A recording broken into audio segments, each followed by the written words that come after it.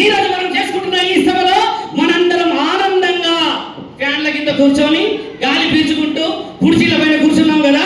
మరి ఛత్రపతి శివాజీని ఎవరు కాపాడారు?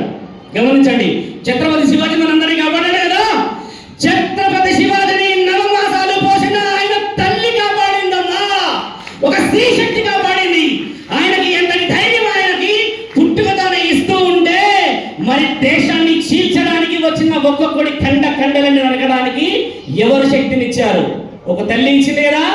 తల్లి అంటే నేను చెప్పే మాట బాగా వినండి, ఆడ కూతురు ఆడ బిడ్డ ఇచ్చినది శక్తి. మీ శక్తులన్నీ ఎంతటి బలమైనయో తెలుసుకుంటున్నారా?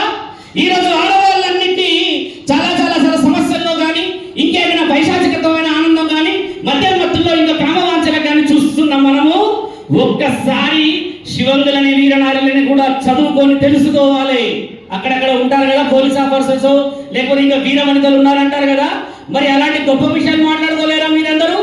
ఎంతసేపు చూసినా నా ఇల్లు బాగుపడాలి, నా కుటుంబం బాగుపడాలి, నేను బాగుపడాలి, నేను నా తర్వాత తరాలంతా తీసుకొని తరతరాలు బాగుపడాలి.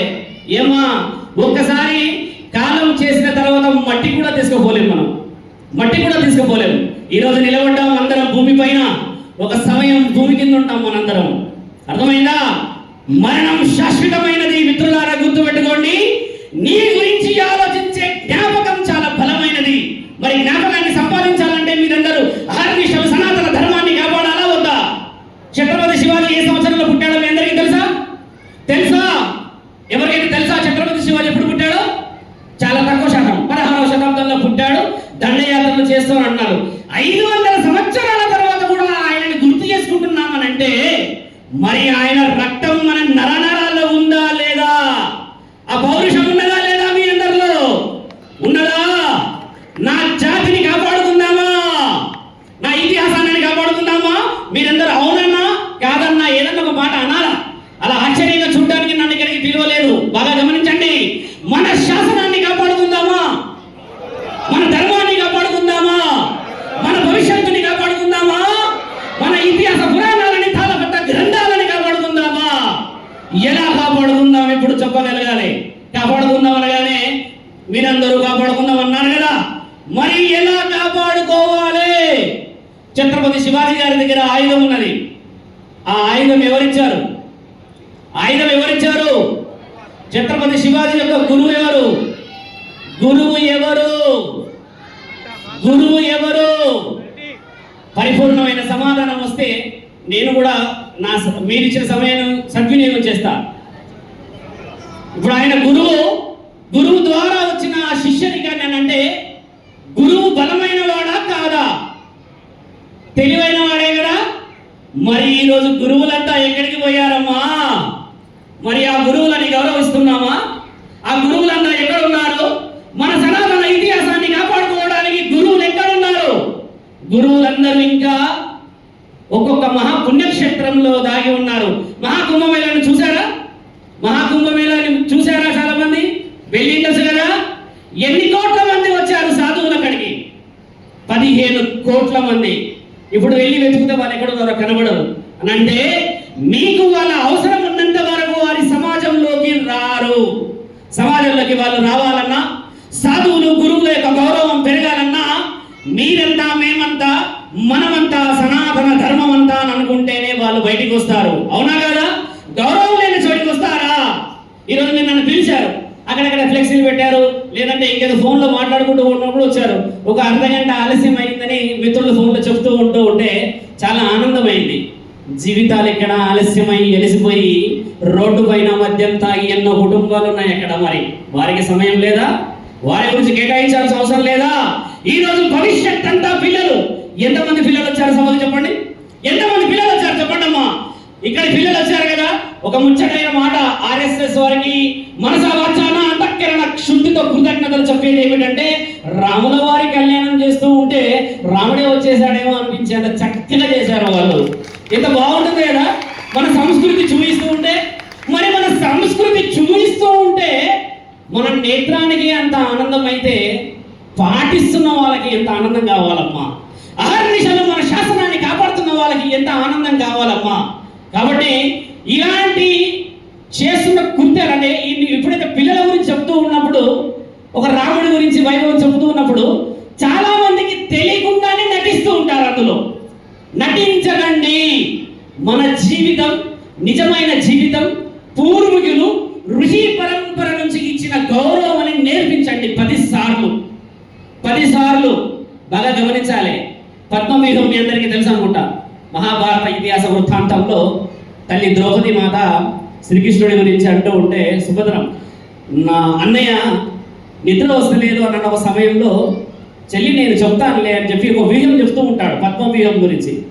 కానీ చెల్లి పడుకునే సమయానికి కొద్దిసేపటి తర్వాత కొడుతూ ఉంటే శ్రీకృష్ణుడికి అర్థమై అభిమన్యుడు కడుపులో నుంచి వింటున్నాడు అని అక్కడికే ఆపుతాడు.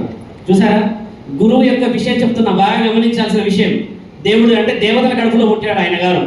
పుట్టినప్పుడు మహాభారత యుద్ధం జరుగుతున్నప్పుడు అభిమన్యుడికి కొంచెం దూకుడు ఎక్కువయ్యి ఒకేసారి పద్మవ్యూహంలోకి జొరబడేటప్పుడు శ్రీకృష్ణుడు చెప్తూనే ఉన్నాడు, అభిమన్య తగదు మీరు వెళితే ప్రమాదం జరుగును అని చెప్పినా కూడా వినకుండా, నేను వీరుడునని, నాకు మా మామ శ్రీకృష్ణుడి బలం ఉందని చెప్పేసి విర్రవీగుతూ వెళితే వెనక్కి రాలేకపోయాడు, ప్రాణం కోల్పోయాడు. మీ అందరికీ తెలుసా? ఈ విషయాలను తెలుసుకోవాల్సింది ఏందో తెలుసా? గురువు యొక్క లక్షణాలని మీరు పరిపూర్ణంగా తెలుసుకోకుండా మిడిమిడి జ్ఞానంతో నేను ప్రపంచాన్ని గెలుస్తానంటే ఓడిపోవడం తథ్యం. మీరు చేయాల్సింది పరిపూర్ణమైన జ్ఞానం సంపాదించాలంటే అది తల్లిదండ్రుల నుంచే మొదలవుతుంది. గుర్తుపెట్టుకోండి. నేను అభిమన్యుని ఎందుకు పోల్చానంటే, ఇందాక ఒక అమ్మ అన్నది, ఆ అమ్మ తల్లి గర్భం నుంచే మన గుణగణాలు నేర్పించవచ్చు అని అన్నది. అవునా కాదా? మరి అలాంటప్పుడు అమ్మ దేవాది దేవతలకే తప్పట్లేదు వ్యూహంలో నుంచి బయటికి రావాలా వద్దా అని అన్నప్పుడు, చిన్నవాడి జీవితం మన సంస్కృతిని కాపాడుకోవడానికి గొంతు చించి మేమందరం అరవాలా? అమ్మ మీరు బొట్టు పెట్టలేరా? చీర మంచిగా కట్టుకొని సమాజంలో దేవతల్లాగా తిరగలేరా? కాళ్ళకి పసుపు పెట్టలేరా? ఎంతమంది ఉన్నారంటే, నేనమ్మ కించపరచడానికి మాట్లాడతలేను స్త్రీలని. మీ యొక్క పంచభూతాల శక్తి శరీరం నుంచే వస్తుందమ్మా. లక్ష్మీమాత ఎక్కడుంటుంది? గమనించండి. లక్ష్మీమాత ఎక్కడుంటుందమ్మా? ఎవరి పాదాల దగ్గర ఉంటుంది? మహావిష్ణు పాదాల దగ్గర ఉంటుంది. మహావిష్ణు పాదాల దగ్గర లక్ష్మీమాత మనందరి జీవితం లక్ష్మి ఇచ్చే తల్లే ఒక పురుషుడిని మార్చుకొని, నీవు జీఓడి అంటే మీ అందరికి తెలుసు అనుకుంటా. జీ అంటే తెలుసా అమ్మ మీ అందరికి? జీఓడి అంటే తెలుసు కదా? తెలుసా? I'm talking with the childrens. Just know మీరు మంచి ప్లెజెంట్ గా డాన్స్ చేశారు కదా. జీఓడి అంటే తెలుసా నాన్న? జీఓడి అంటే ఏంది? గాడ్ కదా. So can you describe the GOD? You cannot.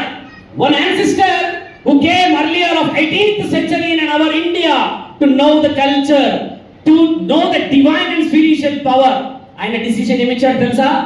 GOD అంటే జనరేటర్, ఆర్గనైజర్, డిసాల్వర్ ఈస్ దేర్.